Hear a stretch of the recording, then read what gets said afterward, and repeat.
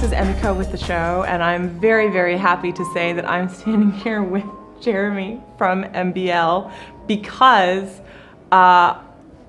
we have been posting a lot about the new speaker system.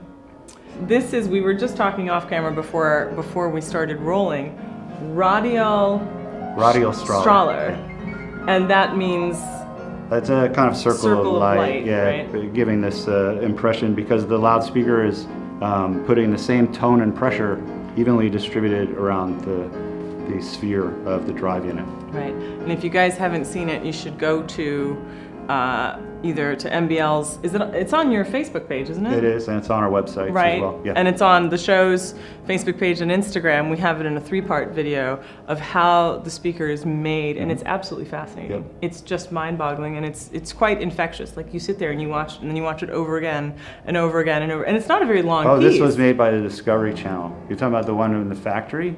No, oh, this is an animation. This is the promo animation, okay. but it really is fascinating when you really start to understand how it's made and how it delivers the sound. And then when I went to hear it for the first time, I was sat down on a couch, and there were 2 of them, probably, I don't know, I'm not good with distance, but probably about 7 feet away in front of me, and then equidistant that way. Right. And they played an orchestral piece for me.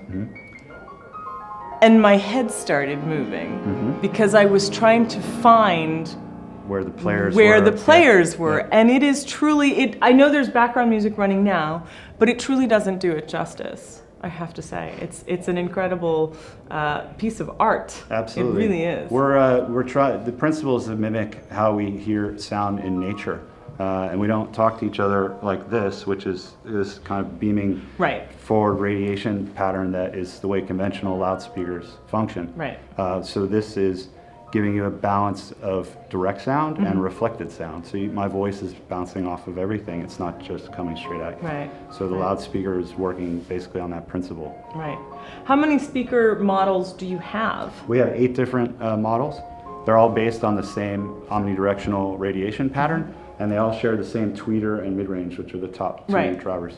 It's just how big of a room they'll pressurize and how they handle the bass. That's what's different across the models. So in most modern American homes, which would be the size that would be most recommended?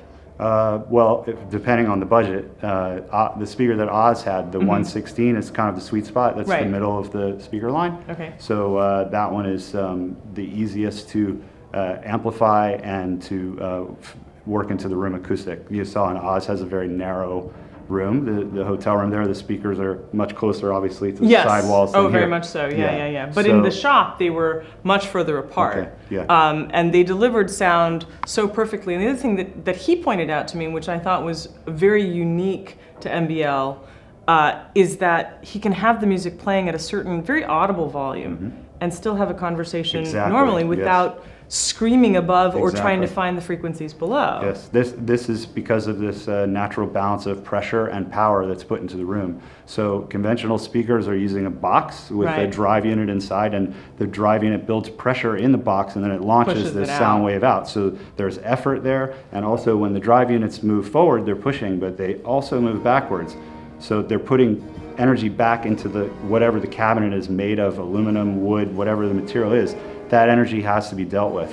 So that energy is going to be in the room at some point in time. And it's messing with when it's released in time, like a capacitor, basically. So this loudspeaker has no cabinet. Those are the drive units. That's the membrane in the speaker. So it is exceptionally resolving, but it's also, like I said, you're only getting a balance of direct or reflected sound. And as you move around the room in different positions from the center triangle, the sweet spot as you're describing, you're just getting a different set of the segments that are making the sound first. And then you're hearing the reflections all around. So even if you sit in the corner off to the side, you're not just going to notice one loudspeaker, which is the traditional stereo. Unless you're in that sweet spot, the whole image collapses. Let's talk about the Granddaddy unit that is seldom seen but much coveted and much talked about. Yes. Well, this loudspeaker here is called the 101. That's the model number. Right. And the large system is called the 101 Extreme. That's basically an extreme version of this loudspeaker. Right. So it is 4 towers that are as tall as me. Oh my goodness. And each tower weighs about 600 pounds built. Much heavier in the crates. It comes in 10 large pieces. Right. Takes 4 or 5 very strong people. You have to build it in place, and it weighs about over a ton in the crates. Oh my goodness. That's just the loudspeakers. Then you need very large Everything else, amplification to run it. Yeah, Sure. it's a very, very large space and obviously financial commitment. Now, because I was promised a pair of these for my very hard work here at the show, Yes. What do those run for? Just The curious. 101 Extreme is Yeah. $263,000 For the for pair. the complete system. I see, yeah. I see. Yeah. Okay.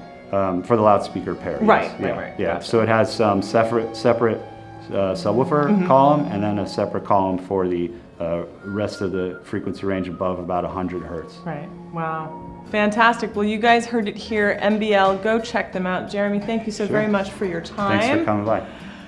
There's plenty more where this came from at the show. This is a 3-day extravaganza, and we will be covering basically everything. So everybody, please stay tuned. Lots more videos to come, and thank you so much for watching. See you next time.